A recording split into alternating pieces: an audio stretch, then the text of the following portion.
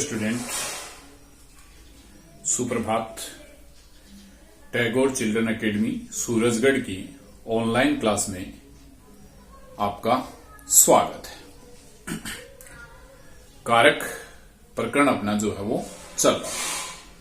कारक प्रकरण का हम अध्ययन कर रहे थे। उसके अंदर हमने 5 कारक और 6 विभक्तियों का अध्ययन अब तक कर चुके हैं। आज हम अंतिम जो कारक है अपना अधिकरण कारक और विभक्ति जो है आपकी सप्तमी, उसका अध्ययन करेंगे। उससे पहले एक बार हम ये जान लेते हैं कि ये जो कारक है इसका निर्माण कैसे हुआ, इसकी व्युत्पत्ति कैसे हुई। देखो, 2 प्रकार के क्री धातु और अणुवुल प्रत्यय से जुड़ करके ये आपका कारक बना हुआ है। किससे जुड़ करके? क्री धातु और अणुवुल प्रत्यय से जुड़ करके आपका ये कारक बना है। कैसे? देखो, इसके प्रत्यय का शेष जो है वो अणुवुल प्रत्यय का शेष क्या बचता है? वो क्या बचेगा? शेष। इस अणय और लय का लोप हो जाएगा और वो का जो है वो क्या होगा? अकादेश, यानी वो का आदेश हो जाता है अक। जैसे ही ये अक बचा, ये अक इस क्री में जुड़ेगा, ध्यान रखना है। ये जो री है, क्री धातु का री, इसकी वृद्धि होगी और वृद्धि किसमें होगी? इसकी आर में। ठीक है ना? री की वृद्धि हो जाएगी आर में। जैसे ही वृद्धि होगी ये कार बन जाएगा और कार में फिर अक जुड़ेगा, आपका बन जाएगा कारक। तो इस प्रकार से इस पद की जो है वो व्युत्पत्ति हुई, यानी ये कारक शब्द जो है वो बना। वहां पर आपका जो है वो कारक होता है। अब हम बात करते हैं सप्तमी विभक्ति अधिकरण की अधिकरण कारक कहां है, क्या है। देखो, अपना अंतिम जो है वो है अधिकरण कारक और इसके साथ कौन सी विभक्ति का प्रयोग होता है? सप्तमी विभक्ति। इसका हम प्रयोग करेंगे। तो अधिकरण कारक विभक्ति कौन सी हो जाएगी? सप्तमी। देखो, इसका एक सूत्र है। पहला, आधारो अधिकरण।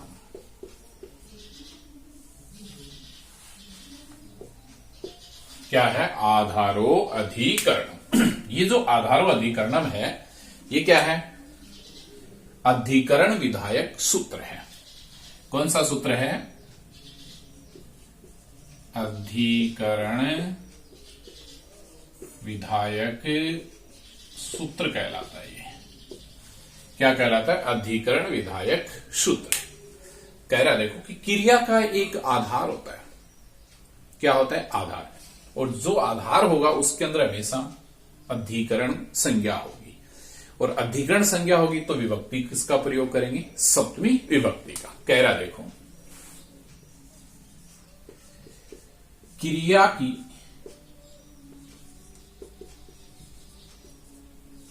सिद्धि के लिए जो आधार होता है उसकी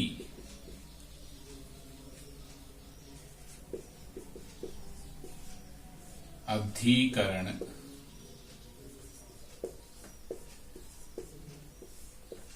संज्ञा होती है।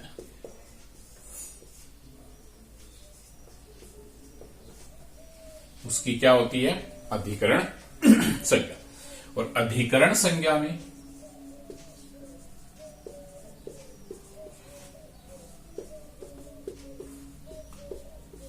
में सप्तमी विभक्ति का प्रयोग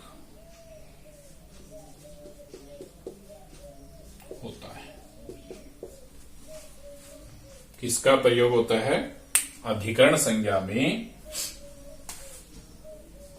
सप्तमी विभक्ति का क्या है?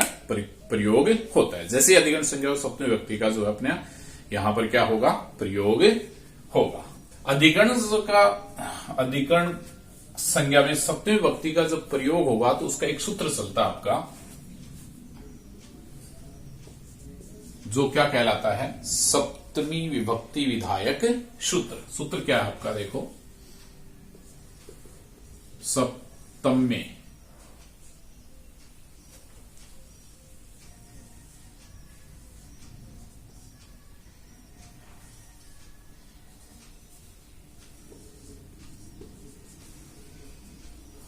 धीकरणे,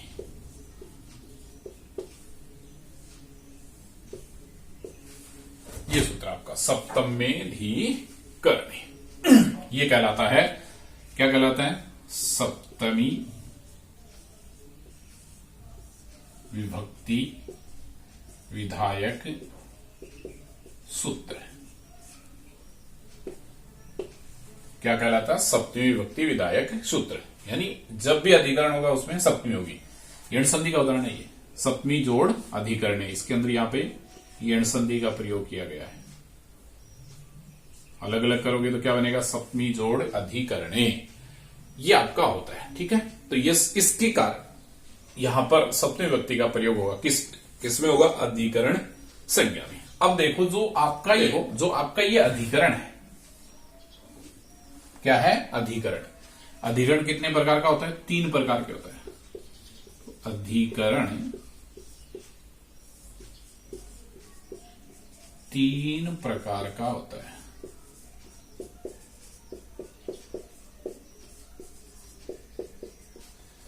कितने प्रकार का होता है अधिकरण? 3 प्रकार का। नंबर 1, औपश्लेषिक। नंबर 2,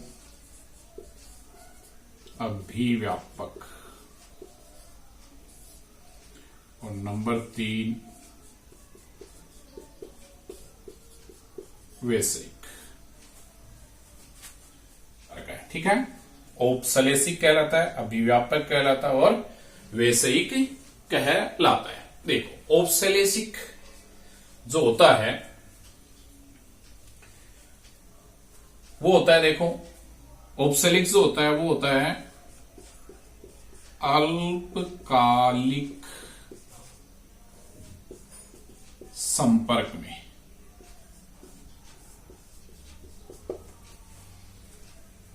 अल्पकालिक संपर्क में होता है आपका औपश्लेषिक। इसका अर्थ होता है अल्पकालीन, यानी अल्प समय में ही ये आपका होता है। दूसरा है आपका व्यापक, अभिव्यापक, यानी सर्वत्र, अर्थात सभी जगह।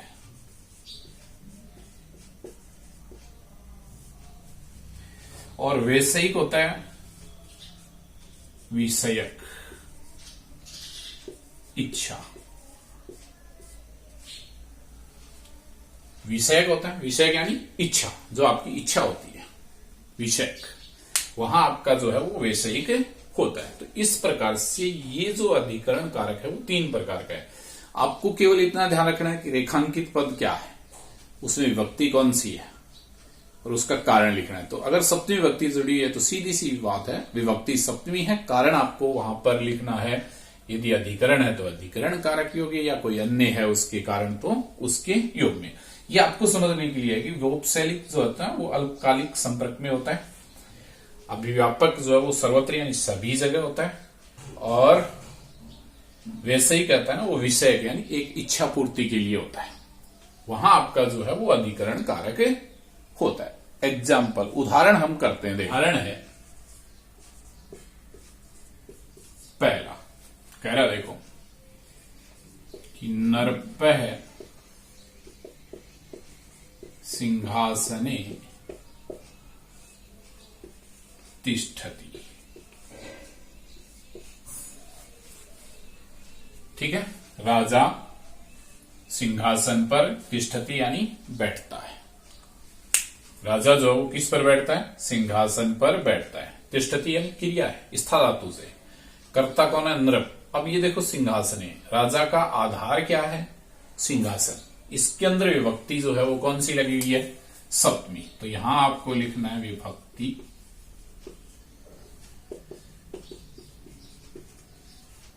सप्तमी। कारणम हम क्या लिखोगे? अधिकरण कारक योग। ठीक है ना? अधिकरण कारक के योग में यहां पर सप्तमी विभक्ति का प्रयोग हुआ। और ये जो उदाहरण है ये किसका है? औपसैलेसिक अधिकरण कारक का उदाहरण है। क्यों?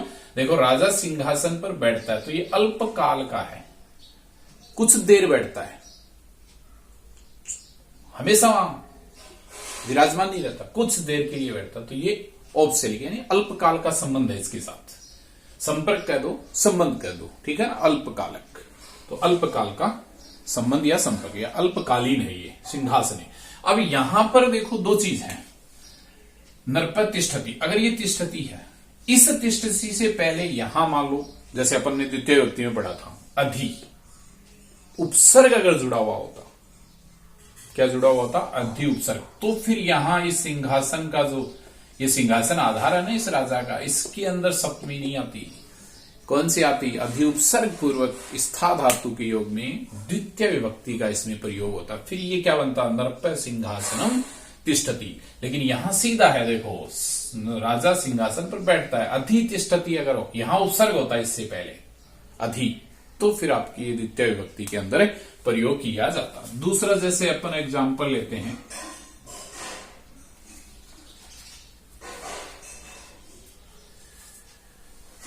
तिलेसु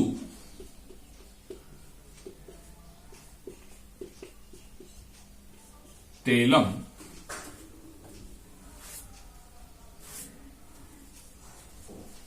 अस्ति। क्या कह रहा है? देखो तिलेसु तेलम अस्ति। क्या कह रहा है? तिलेसु तेलम तो तिलेसु तेलम अस्ति। देखो ये जो तिलेसु है ये बहुवचन है, तेल करता है, अस्ति यानी क्रिया। तिलेसु तेलम अस्ति, तिलों में तेल है।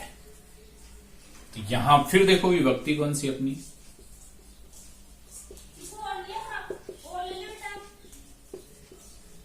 सप्तमी। और कारणम यहां क्या लिखना है? अधिकरण कारक योग।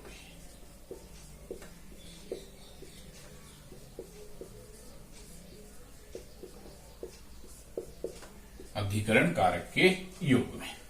अब तिलेसु तेलम, ये जो एग्जाम्पल है ये किसका है? अभिव्यापक का है, क्योंकि तिलों में तेल सर्वत्र है, हमें सभी जगह। तो अभिव्यापक हो गया, सर्वत्र यानी सभी जगह।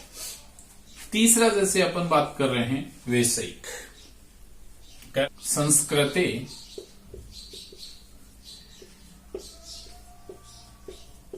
इच्छा अस्ति।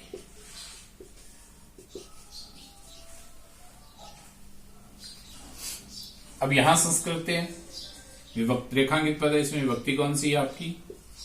सप्तमी। विभक्ति लिखोगे सप्तमी। कारणम यहां पर भी वही लिखना आपको। क्या लिखना है? अधिकरण कारक योगी। अधिकरण कारक के योग में यहां पर सप्तमी है। कह रहा है देखो संस्कृत में इच्छा है, संस्कृति। अब यहां वैसे ही कर दी ना, इच्छा विषय हो गया। संस्कृत पढ़ने में क्या है? इच्छा है। तो संस्कृत में विभक्ति सप्तमी। अब ये किसका उदाहरण आ गया? वैषयिक, जो आपका आधार है, अधिकरण है, उसका ये होता है। तो यहां आपका जो है वो अधिकरण कारक है और सप्तमी विभक्ति, सप्तम में अधिकरण से सप्तमी विभक्ति का प्रयोग होता है। दूसरा अपना इसके जिसमें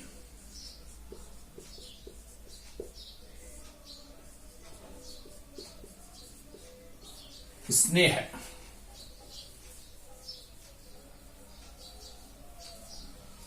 किया जाता है।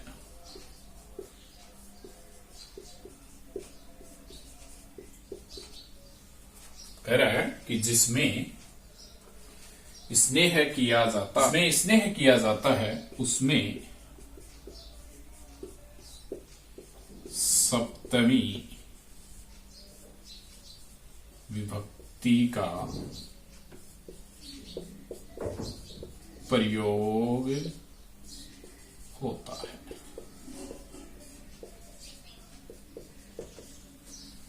ठीक है ना। तो जिसमें स्नेह यानी स्नेह धातु हो गई, तो जिसमें स्नेह किया जाता है उसमें सप्तमी विभक्ति का प्रयोग किया जाता है। जैसे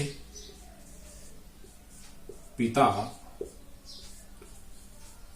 पुत्रे स्नेहयति।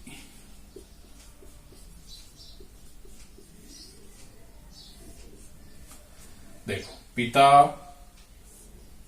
पुत्र से स्नेह करता है, प्रेम करता है, अनुराग करता है। तो यहां पुत्रे में कौन सी विभक्ति है? सप्तमी।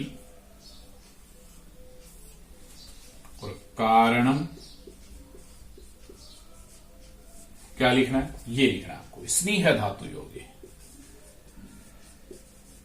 स्नेह धातु योगी, क्योंकि स्नेह का योग में हमेशा जिससे स्नेह किया जाता है, अनुराग किया जाता है, प्रेम किया जाता है, उसके अंदर हमेशा किसका प्रयोग होता है? सप्तमी विभक्ति का जो है वो प्रयोग होता है। तो यहां पिता पुत्र स्नेहति, पिता पुत्र से क्या करता है? स्नेह करता है, प्रेम करता है, अनुराग करता है। वहां पर आपका जो है वो सप्तमी विभक्ति का प्रयोग होगा। जो अपना नियम है उसमें कह रहा, देखो,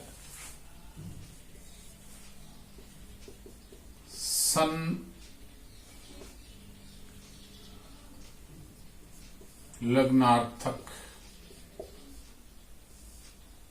व चतुरार्थक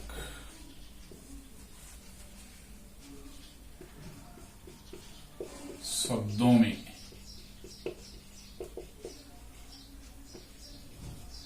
सप्तमी विभक्ति का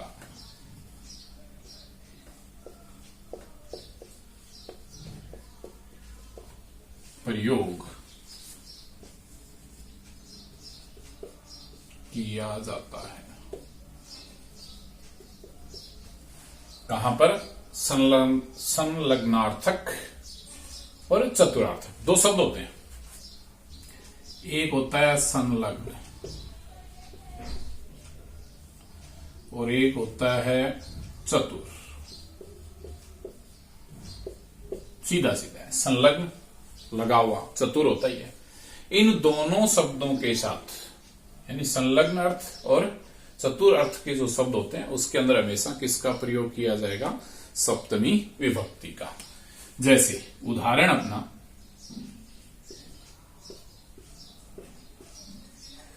कह रहे हैं कि रमेश है स्वकार्य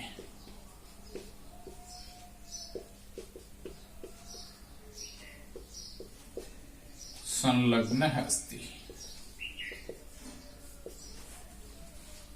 ठीक है ना। कह रहा है देखो कि रमेश अपने कार्य में लगा हुआ है।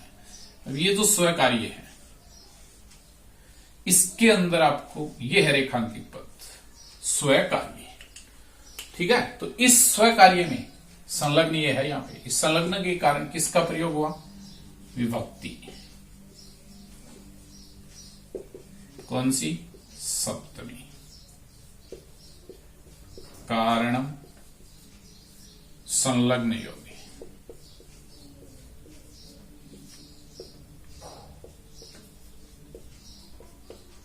योगी ये इसका कारण बनेगा। यानी रमेश अपने कार्य में लगा हुआ है। तो यहां देखो सप्तमी है स्व कार्य में, कारण संलग्न के योग में। दूसरा जो अपना एग्जाम्पल है चतुर का, उसमें कह रहा देखो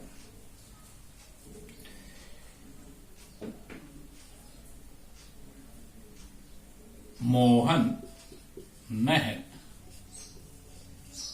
संस्कृते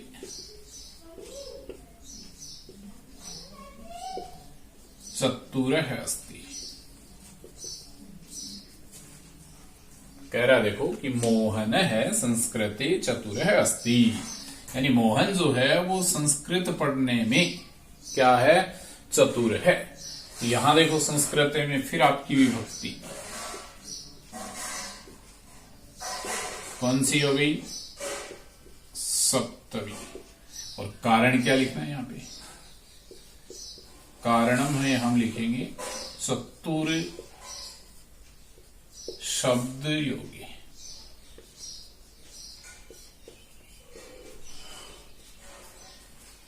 चतुर शब्द के कारण सप्तमी विभक्ति का यहां पे प्रयोग किया गया। इसके बाद अपना जो अगला नियम है चौथा, वो है देखो श्रद्धा व विश्वास शब्दों के साथ सप्तमी विभक्ति का प्रयोग होता है।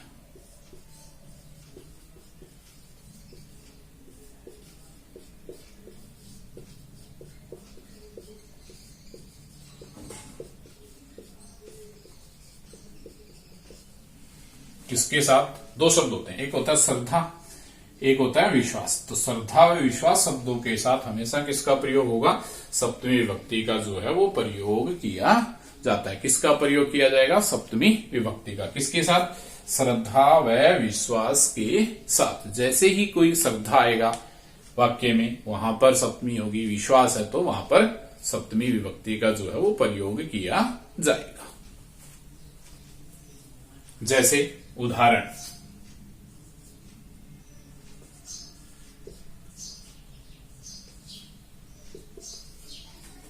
बालकस्य पितरी श्रद्धा अस्ति।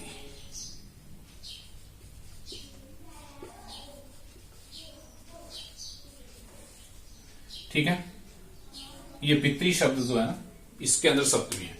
कह रहा है देखो कि बालक की पिता में श्रद्धा है।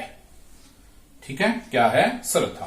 तो यहां पितरी, इसके अंदर आपकी जो विभक्ति है वो होगी सप्तमी, और कारणम आपको यहां लिखना है श्रद्धा योगी। ये इसका जो है वो कारण बनेगा।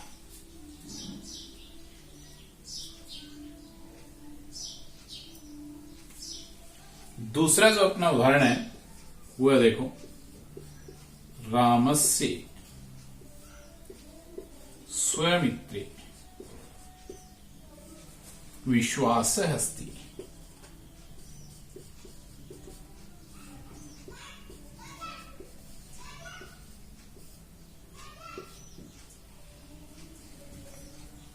कि राम का स्वमित्र, अपने मित्र में क्या है, विश्वास है।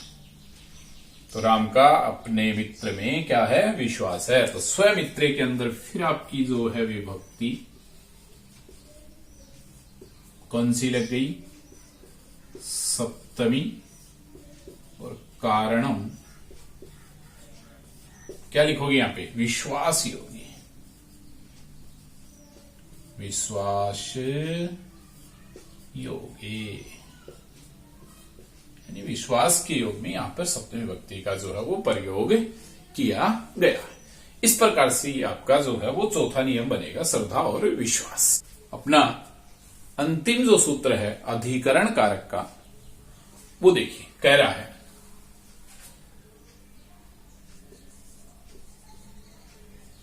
यस्य च भावेन भाव लक्षण।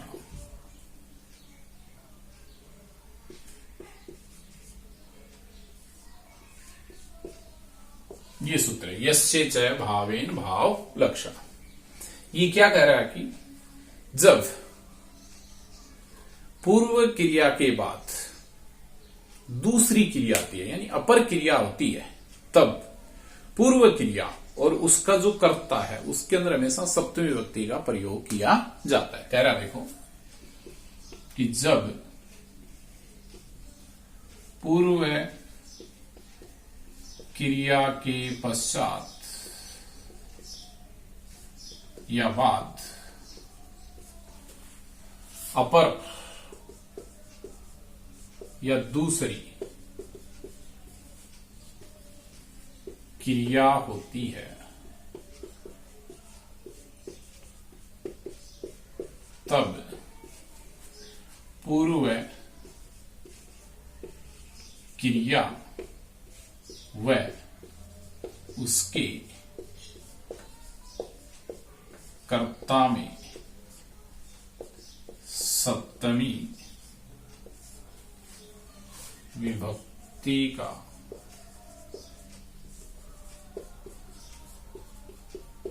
प्रयोग किया जाता है।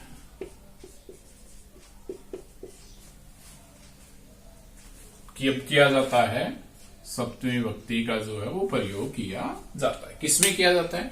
जब पूर्व क्रिया है, जो पूरे क्रिया के बाद या पश्चात अपर यानी दूसरी क्रिया होती है, तब पूर्व जो क्रिया है और उसका जो कर्ता है उसके अंदर हमेशा सप्तमी विभक्ति का प्रयोग किया जाता है। उदाहरण होता है, देखो अपना एग्जाम्पल, उदाहरण देखिए। कह रहा देखो, रामे वनम गते दशरथ है प्राणान त्यजत।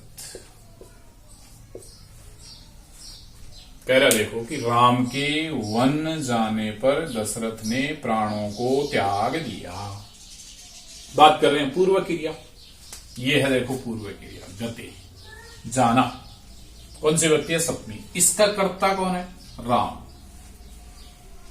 और अपर क्रिया कौन सी है? बाद वाली क्रिया एतजत, इसका कर्ता कौन है? दशरथ। तो यहां कह रहा है कि पूर्व क्रिया के पश्चात, यानी ये पूर्व क्रिया, इसके पश्चात अपर क्रिया आ गई, तो जो पूर्व क्रिया है उसमें और उसका जो कर्ता है, कर्ता कौन है? देखो यहां पे राम, उसमें दोनों में सप्तमी विभक्ति होती है। तो इस प्रकार से ये आपका होगा यस्य भावेन भाव लक्षण।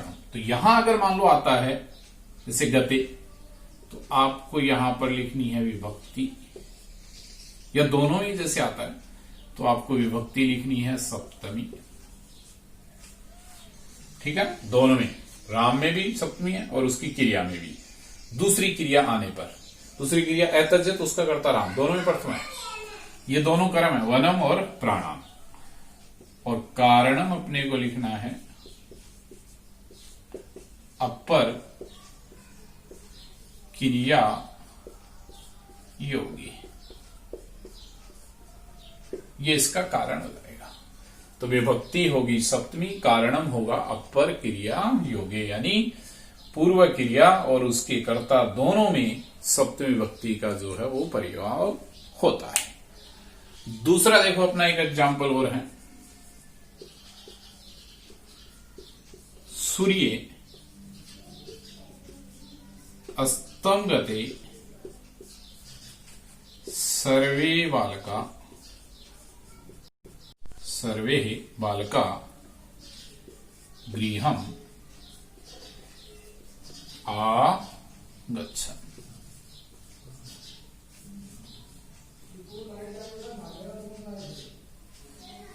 ये देखो कह रहा है कि सूर्य अस्तम गते, यानी सूर्य के अस्त होने पर सभी बालक घर आते हैं। अब यहां देखो ये गते क्रिया है, इसका कर्ता सूर्य, दोनों में सप्तमी है, और अपर क्रिया ये है आगच्छन और उसका कर्ता है सर्वे बालका। तो यहां फिर आपकी जो है वो विभक्ति सप्तमी और कारणम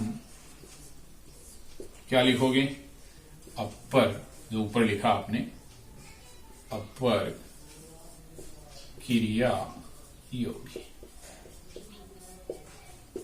ये इसका जो है वो कारण होगा। तो अपर क्रिया योगी, यहां आपका जो है वो अधिकरण कारक यानी सप्तमी विभक्ति होता है। इसी के साथ आपकी जो सप्तमी विभक्ति है उसका समाप्त होती है, सप्तमी विभक्ति जो है वो समाप्त होती है, और कारक का जो अपना प्रकरण चल रहा था वो भी क्या होता है, समाप्त होता है। ये 3 अंक आएगा।